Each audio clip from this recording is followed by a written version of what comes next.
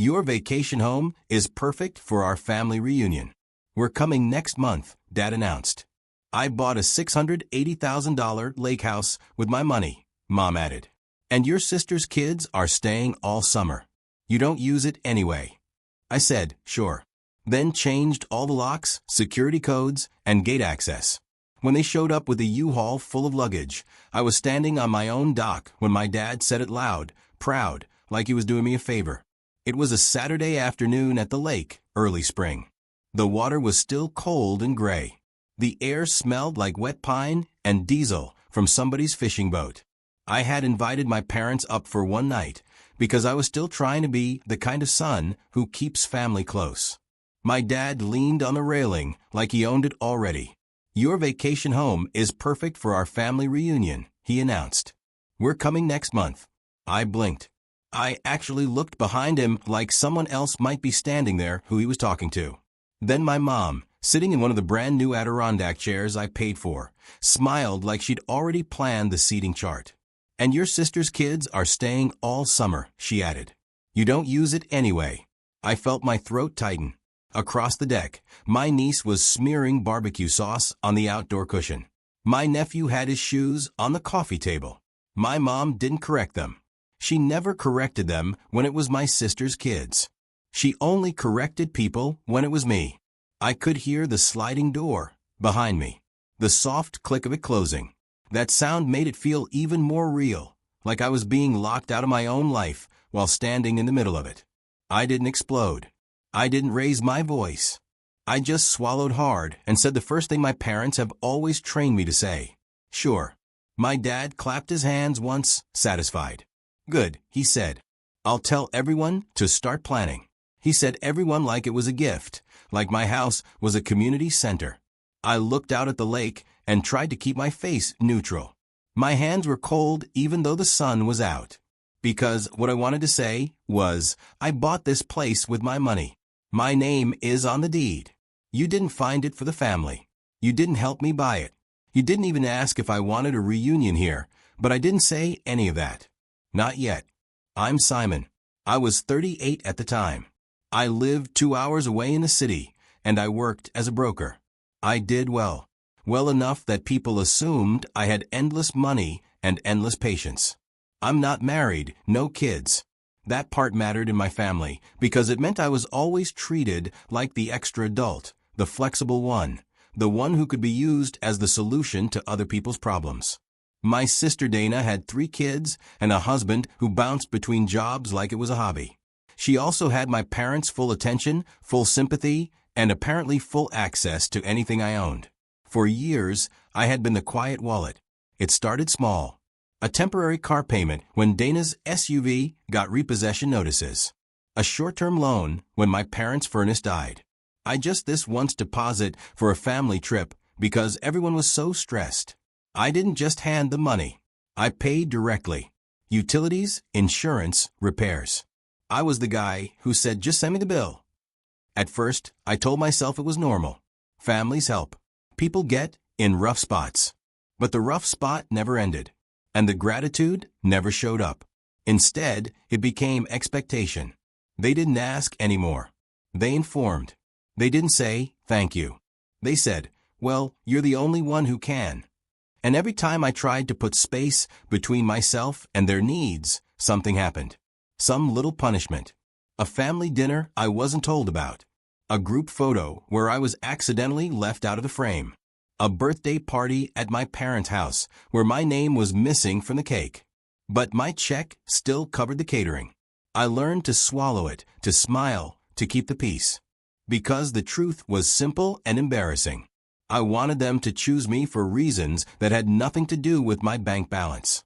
So when I bought the lake house, a $680,000 place I'd saved for and negotiated hard for, I didn't even tell them at first. I wanted something that was mine, something quiet, something clean. It was my reward for years of playing responsible. I pictured calm weekends, coffee on the deck, maybe a friend or two, maybe someday someone I loved. I pictured peace. I forgot my family doesn't allow me to have things that are just mine. The first sign came before my parents ever stepped inside. 2 weeks after I closed on the place, my mom called me during work hours. "Sweetheart," she said like she was about to share a tender memory. "What's the gate code?" I paused, hand hovering over my keyboard. "What gate code?" I asked. "The gate," she repeated, irritated now, like I was playing dumb. "The community gate. Dana wants to bring the kids up there to see it. They're excited." I hadn't given Dana the address yet. I hadn't given anyone the address. I said, "How does Dana even know about it?" Silence. Then my mom did what she always did. She turned it into me being difficult. "Why are you being secretive?" she asked. "We're your family." I didn't answer the real question because I already knew the answer. They'd found out because they monitored my life the way people monitor a resource. They watched for upgrades. They listened for new assets. They waited for something they could claim. I gave my mom a fake code. One number off. I told myself it was a harmless test. If they tried it without permission, I'd know. The next day, my neighbor at the lake texted me a photo from his porch. It was Dana's minivan parked crooked in my driveway. My sister's kids were running across my yard like it was a playground. Dana was holding a margarita cup. She definitely hadn't brought from home. My neighbor's message was simple. "Did you know you have company?" My stomach dropped so hard I felt it in my chest. I called Dana immediately. She answered like she was doing me a favor. "Oh, hi," she sang. "We're just checking it out. The kids love it. You're at my house." I said. She laughed. "You weren't using it." I gripped my phone so tight my fingers went numb. "How did you get in?" I asked. Dana paused for a second like she was thinking which lie would be easiest. "Mom told me the code," she said. I felt my face go hot. "That was not permission," I said low. "You can't just show up." Dana's tone sharpened. "Relax," she snapped. "It's not like we're hurting anything." In the background, I heard a crashing sound and one of her kids yelling. I found a room with bunk beds. That wasn't a bunk bedroom. That was my office. I said, "Dana, leave now." She exhaled like I was exhausting her. "Fine," she said. "God, you don't have to be weird about it." Then she added like a final punch. "Dad said we're going to use it for the reunion anyway." That was the first time I realized this wasn't a misunderstanding. It was a plan. So when my parents stood on my deck that spring day and casually announced their takeover, it wasn't a surprise. It was just bold. And that boldness did something to me. It took all my old excuses. They mean well, they're stressed. They don't realize. And shredded them into something ugly and clear. They realized they didn't care. They had decided that my life was a shared family resource like a Costco membership. And if I didn't fight, they would take everything quietly. So I smiled, nodded, and said, "Sure." Then I went inside and started making a list. Not an emotional list, a practical one. Locks, codes, gate access, garage keypad, Wi-Fi, security cameras. Spare keys I'd hidden under a planter because I thought I lived in a normal world.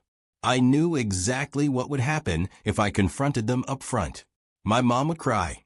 My dad would get loud. Dana would start texting cousins and spin the story into Simon hates kids. Simon thinks he's better than us. Simon won't share. They'd make it a moral issue. So I didn't give them that. I let them keep believing they'd won. And then I quietly removed their ability to take from me. That Monday, I made the calls like I was handling a business transaction. First, I called the locksmith. I scheduled a full rekey for every exterior door, front, back, garage entry, basement entry, even the shed. Then I called the security company and reset every code. I changed the admin login. I removed any family member access that had been added during the initial setup because, yes, my mom had insisted she needed it in case of emergencies. I remembered the look on her face when she said that. Not concern, control. Next, I logged into the community portal and changed the gate access list. They had a section for recurring guests. I deleted everyone except myself. Then, I created a new guest pass, temporary, timed, and attached to my phone only. I turned off the old keypad code entirely. Finally, I drove up that weekend and did the physical sweep. I checked the hiding spots under rocks, inside fake flower pots, behind the grill. And there it was, a spare key I didn't remember leaving, which meant someone else had. I held it in my palm for a long time, staring at it like it was proof of something I didn't want to admit. My family had been treating my house like theirs since the minute they knew it existed. I dropped the key into the lake. It sank without drama. That felt fitting. Then I walked inside, sat at the kitchen island, opened my laptop, and pulled up the camera feeds. I watched my own empty living room from 3 different angles. It felt strange to feel safer in my own house because I'd started guarding it like an asset under threat. But I did feel safer. For the first time in a long time, I felt like I was making an adult decision that protected me. Then I went to the fridge and stuck a small printed sign on the inside of the cabinet door where only I would see it. It said, "This is not a family resource." I didn't put it up for motivation. I put it up because I knew how easily I could be guilt back into old patterns. I needed a reminder. The family reunion was scheduled for the second weekend of May. I didn't remind them about it. I didn't mention it. I let them build their fantasy. My mom sent texts in the family group chat, one I usually ignored because it mostly contained Dana's kids' soccer photos and passive-aggressive family values memes. Mom posted, "Can't wait for everyone to be together at the lake house." My dad replied with a thumbs up.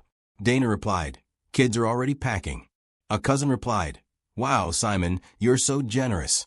I stared at that line for a long time, not because it hurt, because it proved my point. They weren't even pretending it was my choice. They turned it into a performance. Look what Simon is doing for us. Generosity was the costume they put on my boundaries. So I stayed silent and I waited. They showed up on a Friday. I know because my cameras alerted me. I was in my city apartment eating takeout, trying to pretend I didn't care when my phone buzzed. Motion detected. Driveway. I opened the feed and there it was, a U-Haul. A full-size orange and white U-Haul parked in my driveway, like a moving truck at an eviction. Behind it, my dad's truck, my mom's SUV, Dana's minivan, and people. So many people. Dana's kids hopped out first, already yelling, already running toward the lake like they were arriving at summer camp. My mom stepped out holding a big tote bag labeled kitchen stuff, like she'd already decided my kitchen wasn't good enough. My dad came around the back of the U-Haul with a clipboard. A clipboard? Like he was managing a project. Then my dad walked up to my front door and punched in the old code with confidence. He didn't hesitate because he wasn't guessing. He believed he owned the right to enter. The keypad flashed red. Denied. He tried again. Denied. Dana walked up annoyed and yanked the handle. Locked. She knocked hard. No answer, of course. She tried the side door. Locked. Then she did the thing that made my stomach twist, even though I was miles away. She looked directly up at the camera above the porch. She smiled and waved like she was being cute, like she hadn't brought a U-Haul to my house. My dad stepped back and looked around, confused at first. Then the confusion shifted into irritation. I could see it in his posture, chin lifting, shoulders squaring like the world had made a mistake, and he was about to correct it. My mom walked up and put her hand on the door like she could soothe it open. Then she pulled out her phone. I knew what was coming before it happened. My phone started ringing. Dad. I let it ring. He called again. I let it ring. Then Mom, then Dana, then my cousin Brent, who I hadn't talked to in a year. The camera feed showed Dana stomping across the porch, phone pressed to her ear, talking fast. I couldn't hear her, but I could read her lips when she looked up at the camera again. What, Simon? My dad walked to the U-Haul and slapped the side of it like he was trying to wake it up. Then he pointed at my front windows. My mom started crying, big dramatic wiping motions, like she was already preparing the story for the family group chat. And Dana walked to the back of the U-Haul and started lowering the ramp. She started unloading luggage onto my driveway, not because she had permission, because she thought persistence would force compliance. I watched all of it from my phone, my heart beating hard, my jaw clenched so tight it hurt. And then finally, I did the one thing I'd promised myself I would do. I made one clean move. I didn't drive there. I didn't argue through the doorbell camera. I didn't send a long, emotional text. I opened my laptop, logged into my bank account, and closed the one channel that had kept them comfortable for years. It was a scheduled transfer every Friday, $1,100, sometimes more. When something came up, it went into my parent account under the excuse that they were catching up, that retirement was hard, that Dana's kids needed stability. I'd set it up years ago because it was easier than saying no every week. It was the opposite of a boundary. It was a habit that let them believe my money was part of the family budget. I clicked into the payment settings. My cursor hovered for 1 second. Then I hit Cancel Transfer. A confirmation box popped up. Are you sure?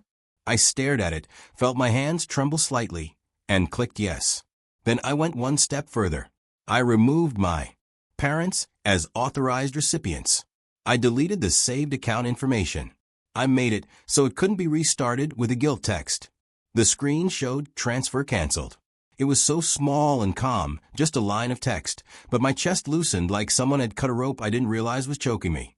Then I made one more call. Not to my dad, not to my mom, to the community gate office. I said, "Hi, this is Simon. There are unauthorized vehicles attempting to access my property. I'm the homeowner. I want security to be aware that no one has permission to enter unless I personally add them."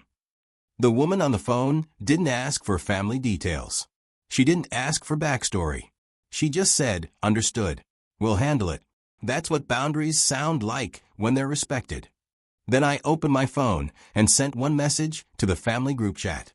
One sentence, no insults, no explanations.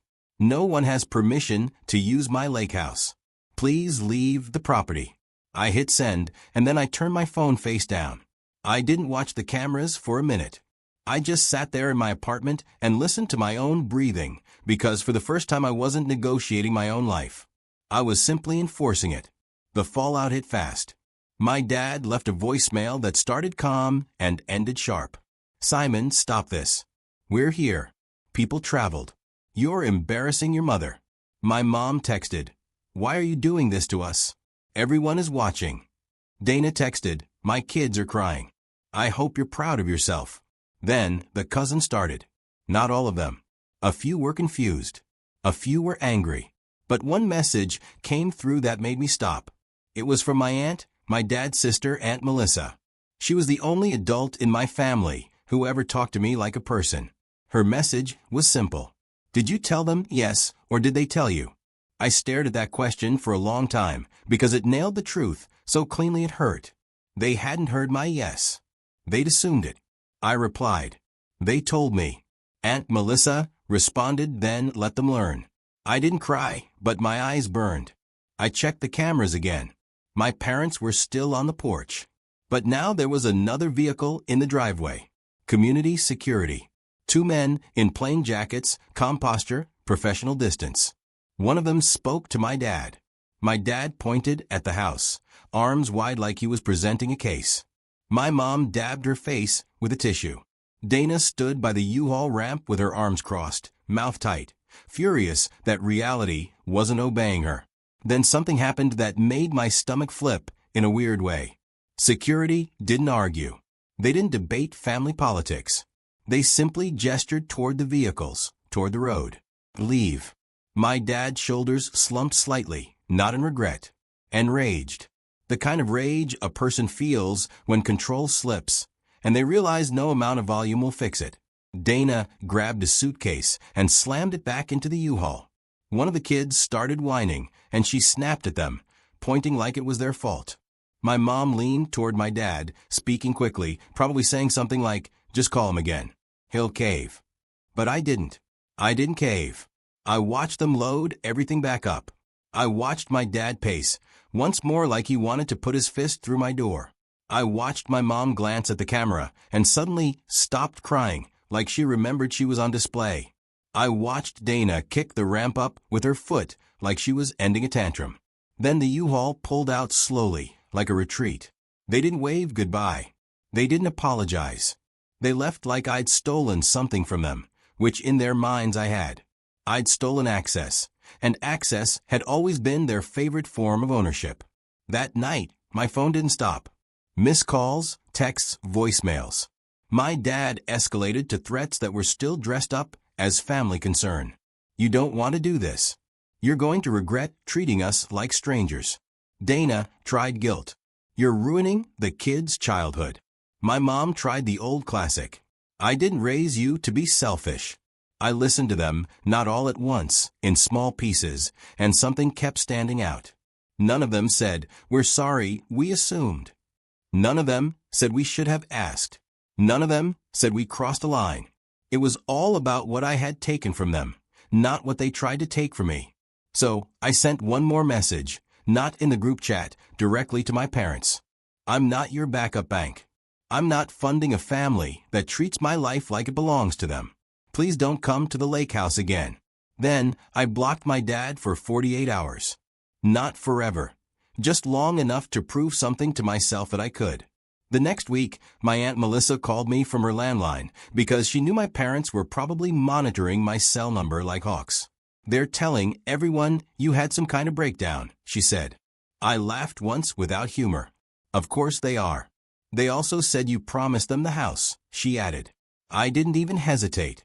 I said sure, because I didn't want to fight on my deck. That's not the same thing. My aunt humped. Good, she said. Don't explain more than that. People who believe them were always going to believe them. Then she said something that landed softly but stayed heavy. You know this isn't about the lake house, right? I know, I said. It's about them losing the ability to use you, she replied. And that was the truth. My parents tried one last move a few weeks later. They didn't show up at the lake. They showed up at my apartment building. My doorman called me downstairs and said, "Your parents are here." I felt that old instinct, the one that always pushed me to smooth things over. I walked down anyway, because part of me still wanted to believe they'd come to apologize. They hadn't. My dad stood with his hands in his pockets. Josh sat. My mom had that wounded expression she used like armor. My dad said, "You're really doing this." I said calm and even yes. My mom said, "After everything we've done for you." I almost laughed again, but I didn't. I said, "You didn't do this for me. You did it for access." My dad's eyes narrowed. Then he tried the final angle. You don't have a wife. You don't have kids. Who are you saving all this for? There it was. The quiet contempt. The idea that my life didn't count unless it was structured the way they approved. I looked at him and said, "Me." Just that. Me. My mom opened her mouth to cry again, and I cut it off with the only sentence that mattered. I won't fund a family I'm not respected in. My dad stepped forward like he might argue, but the doorman was standing there watching, polite and solid. And my dad hates being seen as the problem. So he did what he always did when he couldn't win. He turned it into a dramatic exit. My mom hissed, "You'll be sorry." Like it was a curse, and they left. The consequences were exactly what you'd expect. Dana posted vague Facebook statuses about toxic people and selfishness. My mom stopped liking my photos like that was punishment. My dad told extended family I was being controlled by money. But the bigger consequence was quieter. They actually had to pay their own bills. Dana actually had to plan her own summer. My parents had to accept that they couldn't just announce things and have me execute them. They didn't like it, but they adjusted because people always adjust when the free ride ends. And me, I started sleeping better. Not perfectly. There were nights I still felt guilty because guilt was the language my family used to keep me obedient. But the guilt got smaller every time I didn't feed it. A month later, I drove up to the lake house alone. I went on a Wednesday, deliberately. No holidays, no special occasion, just a normal day. The air was warm. The water had turned blue again. The trees were full and loud with birds.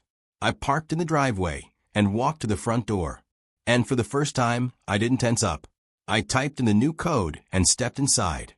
It smelled like clean wood and lemon cleaner. Quiet. Mine. I made coffee, carried it out to the deck, and sat in the same chair my mom had sat in when she announced my sister's kids were staying all summer. I looked at the lake and let myself feel something I wasn't used to feeling.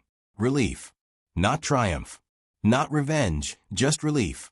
Later, I went into my office and opened the drawer where I kept boring documents, insurance papers, receipts, manuals. That little sign I taped inside the cabinet door was still there. This is not a family resource. I peeled it off, folded it once, and put it in the drawer. Not because I didn't need the reminder anymore. Because I'd built the reminder into the structure of my life. Locks, codes, boundaries, and the simplest truth I'd ever said out loud. Me. That night, I grilled a steak, ate it on the deck, and watched the sun go down. No shouting, no guilt texts, no one unloading luggage like my life was their storage unit. Just the sound of water against the dock. And in that quiet, I understood something I should have learned years ago. I didn't lose my family that day. I stopped renting myself to people who never planned to treat me like one. I'm firmly on Simon's side. This wasn't a family plan. It was a takeover announced as if permission didn't matter. When people treat your home and your income like shared property, the safest response is quiet, documented limits, not a debate on the porch. The core lesson is simple. Help without clear terms turns into expectation, and expectation turns into pressure.